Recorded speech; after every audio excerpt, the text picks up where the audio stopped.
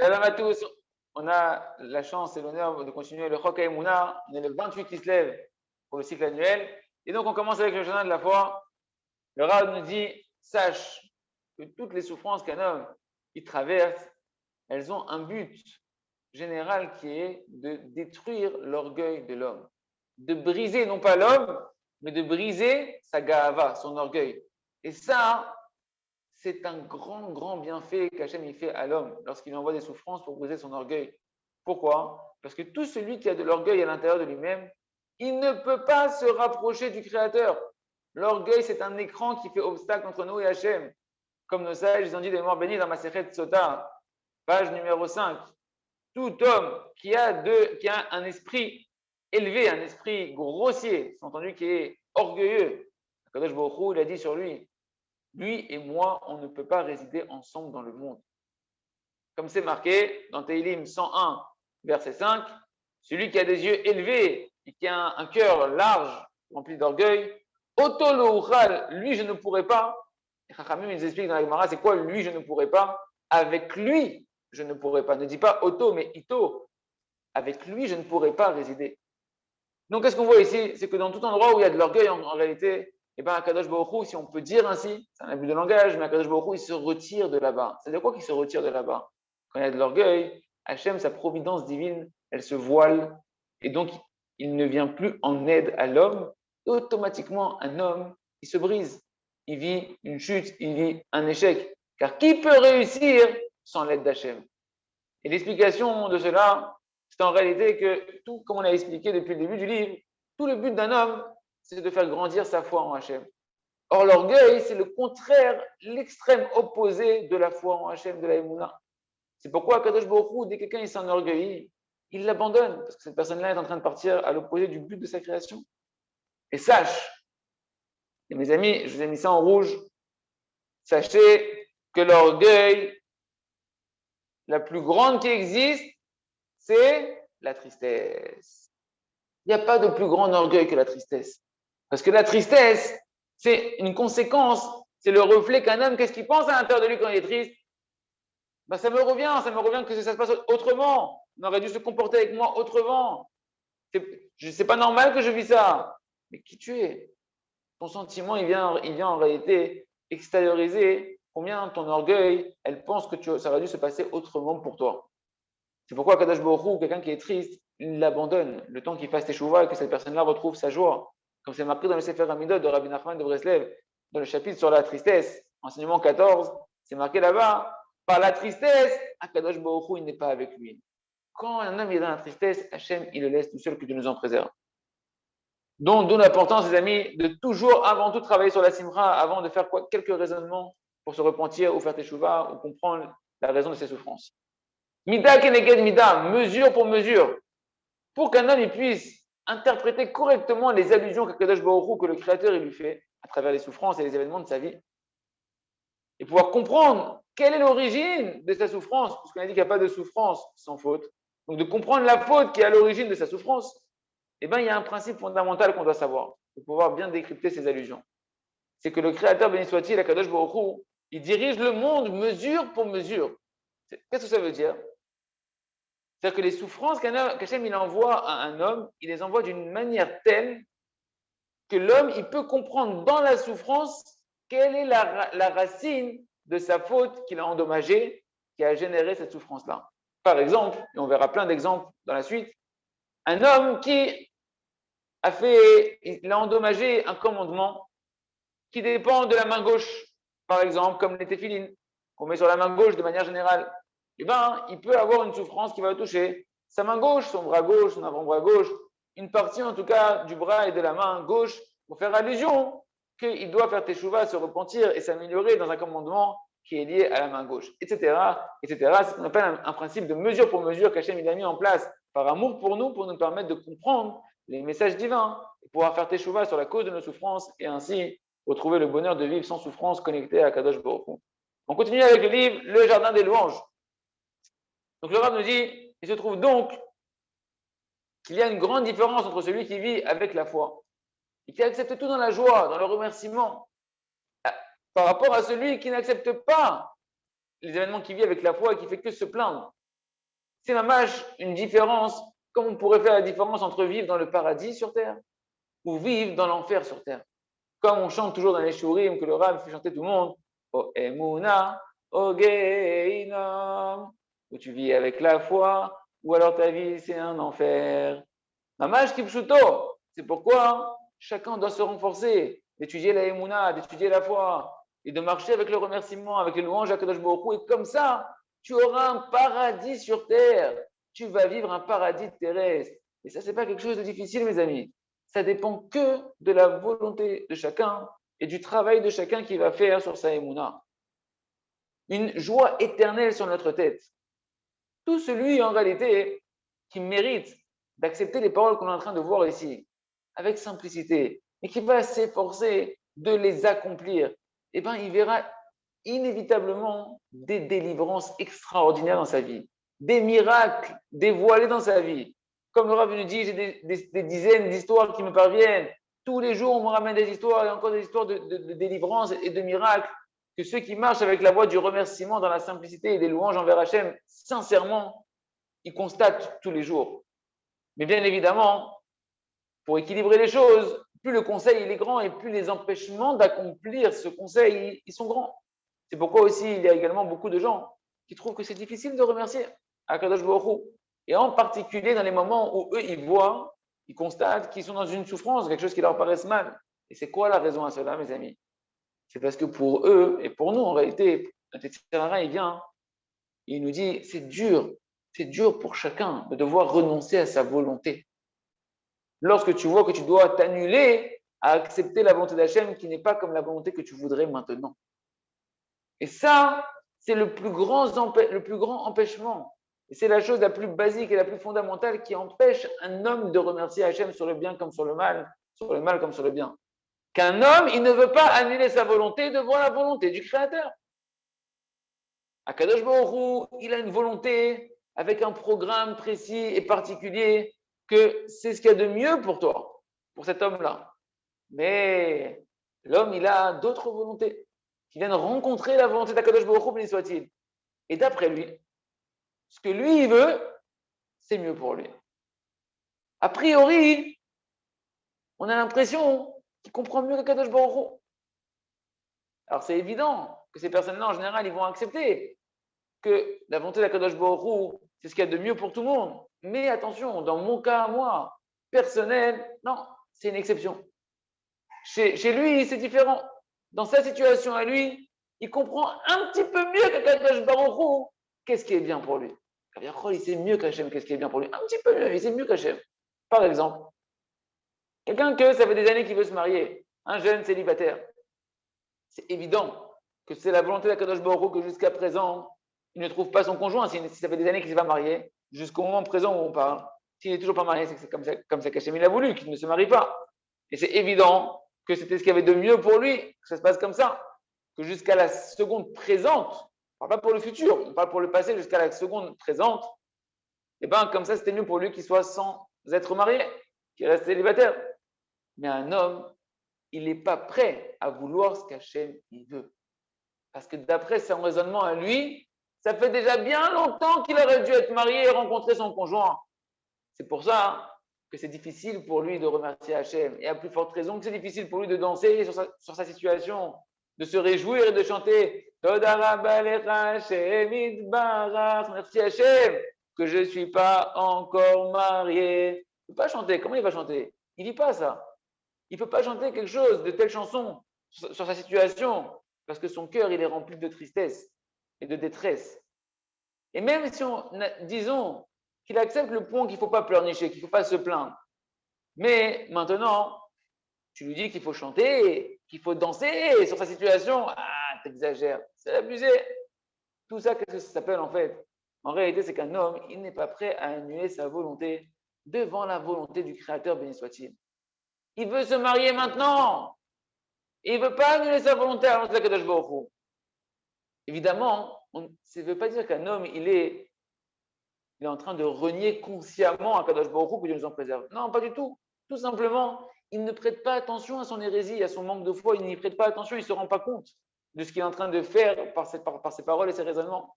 C'est pourquoi on appuie bien et on répète nos paroles et on explique de nouveau et de nouveau, avec rempli d'espoir et de prière que ces paroles-là vont rentrer dans le cœur de chacun.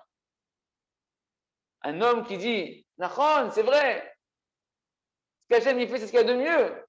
Je crois en Hachem, je ne ne pas croire en Kodesh Baruch Hu. Sauf dans ma situation à moi. Dans ma situation à moi, c'est un cas exceptionnel. Que Dieu nous en préserve de parler une parole comme ça. Est-ce qu'il y a des exceptions qui sortent de la justice, de la conduite d'Akadosh Baruch Hu, que des fois Hachem, il n'est pas juste, Dieu nous en préserve, chas v'shalom, chas v'shalom. Combien on doit faire attention de travailler sur la simcha, sur le remerciement, sur la joie, sur la émouna, que ce qu'Hachem il fait, c'est bien, même quand ça nous paraît mal, parce que Dieu nous en préserve, ça voudrait dire sinon qu'on comprend mieux que Kadosh Baruch Hu et que Kadosh Baruch Hu, chas v'shalom, il n'est pas juste avec nous. Et que nous, on serait plus juste qu'Hachem, que Dieu nous en préserve. Et attends, j'ai une esquisse de se renforcer, de voir des délivrances, et merci Hachem, on continue avec à travers champs et forêts pour faire notre ordre d'Isbadedou et merci Hachem tous les jours et aujourd'hui aussi. Des langages de supplication. Donc, c'est marqué en réalité dans le Midrash, dans plusieurs paroles de Chazal, qu'il y a 10 langages concernant la prière, 10 appellations qui concernent la prière, le cri, les chants, les allégresses. Bon, il y a beaucoup de langages qui vont qualifier en réalité la prière. Il y en a 10. Et il y a les supplications. Et Moshe, on voit que Moshe Rabbeinu, lorsque lui, il a prié, lui qui était le maître de la prière, Moshe Rabbeinu, il n'a prié qu'avec, dans ces qualificatifs-là, ces 10 qualificatifs, le qualificatif des supplications. Et de là, on doit apprendre qu'il n'y a aucune créature qui peut penser qu'Hachem, il lui doit quoi que ce soit. Comme nous, on dit, Lo magia li klum, lo magia li klum, lo magia li klum, Hachem itbarach, il ne me doit rien. Hachem, il ne me doit rien. Parce qu'en réalité, tout ce que l'on a et tout ce que l'on fait, même dans le service divin, c'est qu'une bonté d'Akadosh Baruch Hu. Et la preuve, on l'apprend de Moshe Rabbeinu, l'élu de la création, que tout ce qu'il priait, il demandait que quoi? Un cadeau gratuit. Et a priori, avec tous les mérites qu'il avait, Moshe Rabbeinu, il aurait pu demander que ça lui revient, que c'est juste et légitime qu'on lui donne quand il est en train de prier et qu'il demande quelque chose parce qu'il a tellement de mérites. Non. Moshe Rabbeinu, il a su se tenir lui-même avec la conscience qu'il n'a devant Hachem Idvarar, devant Hachem béni soit-il, il n'y a pas de mérite. Je n'ai pas de mérite devant Hachem. Parce qu'il savait que même ses mérites spirituels, ils proviennent d'Hachem Idvarar. Qu'Hachem, il lui a donné en cadeau de pouvoir faire toutes les mitzvot qu'il a fait. Et que Hachem, c'est lui qui l'a choisi comme étant un bon émissaire pour faire toutes les bonnes actions que Moshe Rabbeinu, il a acquis. C'est pourquoi, comprenez bien ce principe, les amis. Il n'y a pas de lieu de pouvoir demander et d'exiger une récompense sur les bonnes actions. Parce qu'elles sont octroyées par Hachem. Au contraire, nous, on se doit de remercier Hachem. Et non pas comme les gens qui sont encore éloignés de la Emouna, que dès qu'ils font la plus petite mitzvah, le plus petit commandement qu'ils font, tout de suite, ils ont l'impression que Hachem, il leur doit tout. Que je me il leur doit, etc. Et on voit également dans le Midrash, sur le Passouk, où Hachem il a dit à Moshe Rabbeinu, je vais prendre en grâce celui que je veux prendre en grâce, et je vais prendre en miséricorde celui que je veux prendre en miséricorde. Que le Créateur il a dit à Moshe Rabbeinu que comme ça il se comporte. C'est ça sa qualité à Kadosh Baruch Hu. C'est-à-dire, si un homme il prie vers Kadosh Baruch Hu, et que véritablement Hachem il sait qu'il a des bonnes actions, il a des mérites à l'intérieur de lui, alors Hachem il lui répondra par son attribut de miséricorde. Même pas de la justice, c'est pas genre il te doit Hachem. Par miséricorde, Hachem il va te répondre, il va répondre à la personne. Mais si maintenant la personne qui demande, elle n'a pas de mérite, nous dit Srachamim, elle n'a pas de mérite sur quoi s'appuyer pour que sa prière soit exaucée, eh bien Hachem il dit, je lui répondrai par mon attribut de bonté, par bonté gratuite, il n'a pas de mérite, par bonté gratuite, je vais lui répondre. C'est ça la grandeur d'Hachem. Quand Moshe, écoutez bien, Moshe Rabbeinu, quand il a voulu rentrer en Eretz Israël, et qu'il a commencé à multiplier à la fin de sa vie les supplications et les prières énormément devant Kadosh Baruch Hu, 515 prières, Kadosh Baruch Hu, il lui a dit, Ravlach, ça suffit, tu demandes plus que tes mérites, Moshe Rabbeinu. Et là, qu'est-ce que Moshe, il a dit à Hachem? Et Hachem, c'est pas toi qui m'as dit que si un homme, il n'a pas de mérite, eh bien, tu lui réponds quand même par bonté gratuite. Regardez la puissance du discours avec Hachem de Moshe Rabbeinu. Et Moshe lui dit, et moi, je ne fais pas dépendre ma prière Hachem de mes mérites. Tu me dis, je prie trop, j'ai pas assez de mérite pour entrer dans Israël. Je ne te demande à Kadosh Baruch Hu qu'un cadeau gratuit. Un cadeau gratuit, comme c'est marqué, Ba'et Hanan, et Moshe, il a supplié Hachem dans ce moment-là où il voulait rentrer en Eretz Israël. Et là-bas, Ba'et Hanan, c'est un langage de Matnat Hinam, de cadeau gratuit. Et donc, concrètement, on doit apprendre pour nous. Qu'on doit apprendre de Moshe Rabbeinu, c'est un devoir d'apprendre de Moshe Rabbeinu. Que lorsqu'on s'adresse à Kadosh Baruch Hu, on doit exiger, on doit demander, pas exiger, mais demander qu'un cadeau gratuit. Et sache que le Midrash nous dit que même que, comme on l'a vu au début, qu'il y a 10 langages de prière, 10 manières de prier à Kadosh Baruch Hu, celle qui est la plus susceptible d'être répondue de tous ces 10 langages de prière, c'est la prière qu'on appelle Tehina. Tehina, c'est une supplication par bonté gratuite, comme c'est marqué, et que ces paroles-là que j'ai dit, que j'ai suppliées par bonté gratuite, que ces paroles-là puissent être devant un Kadosh Baruch Hu et proche d'Hachem pour qu'il puisse les exaucer. On voit qu'il y a deux tzadikim qui ont prié avec ces supplications, cette appellation de prière qui s'appelle la supplication, la tehina, devant Hachem Yitbarach. Qui sont-ils? David et Moshe. David, comme c'est marqué, Honeni Elokim Kechazdecha, il a dit, prends-moi en grâce, Hachem, selon ta bonté. Et Moshe, il a dit, lui quoi? Va être Hanan. Et Hachem, il a supplié Hachem par bonté gratuite. Donc les deux, ils ont employé des prières qui représentent la bonté gratuite d'Hachem, qui font appel à la bonté gratuite d'Hachem. Et d'où est-ce que Moshe, il a appris ça? Moshe l'a appris lui-même de la conduite du Créateur, béni soit-il. Quand Hachem lui a dit, je prendrai en grâce, par bonté gratuite, celui que je veux prendre en grâce. Et Moshe, de là, il a appris que si Akadosh Baruch Hu lui a parlé comme ça, avec un langage de bonté gratuite, de hinoun, de supplication, il a compris, Moshe Rabbeinu, que si c'est ainsi, c'est qu'il n'y a pas de prière qui est plus précieuse auprès d'Hachem que la prière qui est faite dans les supplications où on demande à Akadosh Baruch Hu un côté gratuit. C'est ça les prières les plus appréciées par Akadosh Baruch Hu, quand on vient et qu'on vient avec de l'humilité, qu'on vient avec la conscience de la miséricorde infinie d'Hachem et de la bonté infinie d'Hachem, qu'on demande à Akadosh Baruch Hu des bontés gratuites. Il y a que chacun il fasse son art de doute en ayant conscience de la bonté gratuite d'Hachem, et que tu n'as pas besoin de te sentir que si tu sens que tu n'as pas de mérite, très bien, c'est très très bien. Au contraire, tu vas t'appuyer sur la bonté gratuite d'Hachem. Et c'est cette dimension-là qui nous permet d'obtenir des miracles, cette conscience-là, Bezrat Hachem. On continue avec le jardin de la sagesse. Donc le conte de Rabbi Nachman sur le sage et le simple, en pleine description du simple, comment il se délectait de ses vêtements, de son vêtement qui était le plus simple et qui était d'une joie extraordinaire alors qu'il n'avait qu'une fourrure qu'il partageait avec sa femme et qui dans cette fourrure-là, il voyait tous les manteaux qu'on peut imaginer et il s'en délectait véritablement. En réalité, donc, qu'est-ce qu'on peut voir d'ici? C'est que la joie de ce tam, de ce simple de notre histoire, dans son vêtement qui était très simple pourtant, elle nous dévoile combien sa joie a été véritable. Parce qu'on voit que dans cette description-là, qu'il est véritablement heureux de ce qu'Hachem lui donne. Et que Béhémet, il a la foi totale en Akadosh Baruch Hu, que Hachem il fait avec lui ce qu'il y a de mieux pour lui. C'est pourquoi sa simra, elle n'est pas influencée par l'esprit des autres êtres humains. Il sait être heureux de sa part, même lorsqu'il va être exposé aux reproches, aux remarques de la communauté et des gens qui l'entourent.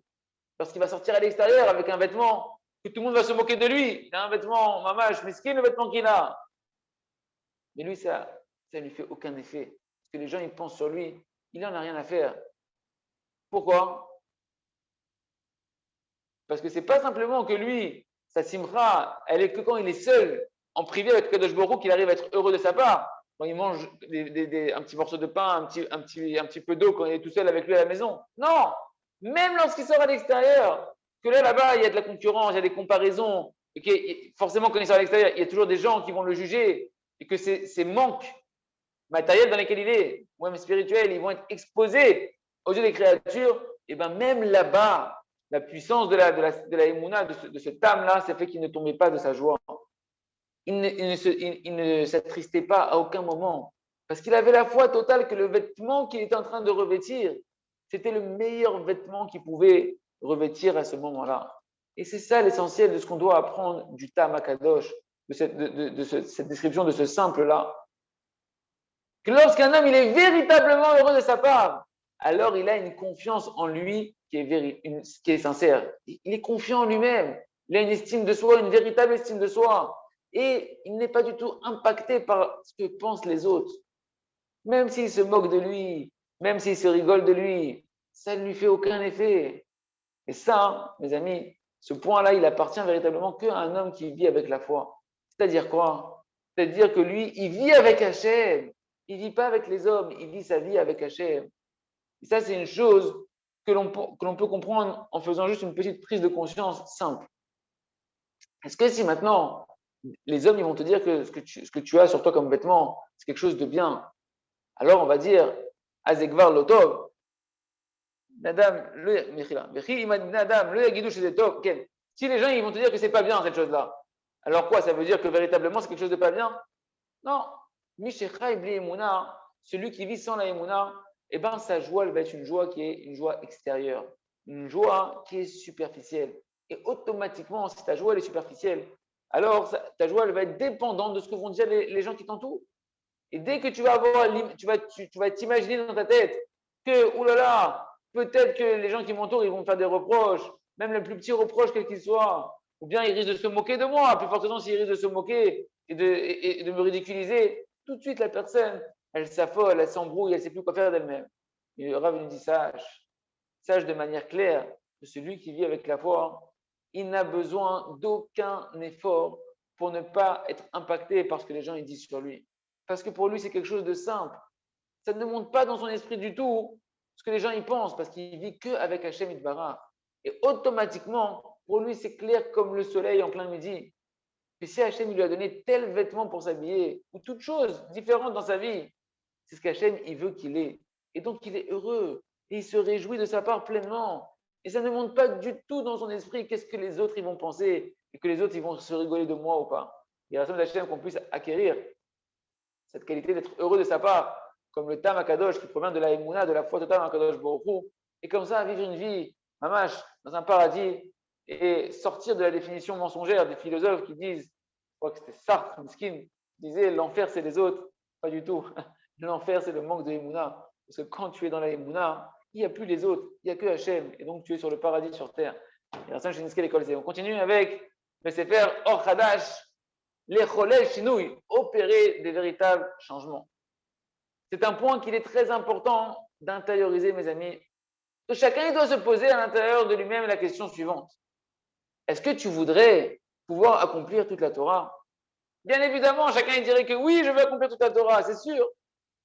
Est-ce que tu voudrais avoir une bouche qui est complètement sainte, complètement saine, des yeux de shot qui ne voient aucune chose interdite? Est-ce que tu voudrais être tout le temps dans la joie, avoir que des bons traits de caractère, être calme, arrêter de fumer? Évidemment, chacun d'entre nous, on voudrait tous ces bonnes choses. Tout le monde désire être quelqu'un de bien. Alors pourquoi tout le monde n'arrive pas concrètement? N'est-ce pas qu'on a vu qu'il y a un principe spirituel, une loi spirituelle, que dans le chemin dans lequel un ami veut aller, on l'y conduit. C'est une loi spirituelle qui n'est pas sujette à aucun changement. Alors pourquoi tout le monde ne réussit pas à étudier, à accomplir toute la Torah? Pourquoi tout le monde n'arrive pas au plus haut niveau spirituel que chacun il pourrait arriver dans les raffinements de la personne de chacun d'entre nous? La réponse est que, évidemment, tout simplement, ils ne désirent pas suffisamment. Ils veulent, tout le monde veut être quelqu'un de bien, mais on ne le désire pas suffisamment. Bien que chaque volonté, comme on l'a dit, elle est importante, elle est précieuse, mais ce n'est pas chaque volonté qui permet d'opérer des véritables changements à l'intérieur. Parce que ce n'est pas chaque petite volonté qui va entraîner véritablement le principe spirituel du chemin dans lequel un homme il veut aller, du ciel on l'y conduit. Parce que pour qu'on te conduise dans le chemin dans lequel tu veux aller, il faut, comme on l'a dit hier, que tu aies le diplôme de celui qui veut véritablement. Et pour arriver à ce diplôme-là de la volonté, tu dois te fixer tous les jours un moment conséquent pour travailler cette volonté dans ce sujet-là.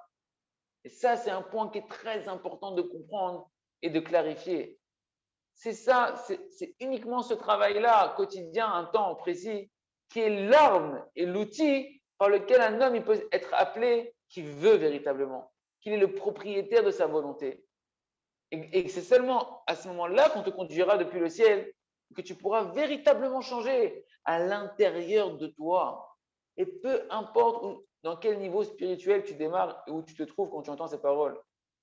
Quand dans le ciel, on saura que tu as acquis le diplôme de la volonté et que tu veux véritablement changer, eh ben, on te fera changer et on t'emmènera dans des chemins surnaturels. Et c'est sûr que tu progresseras et tu sortiras de l'obscurité à la lumière et de l'exil à la délivrance. Bezrat Hashem, Chazak,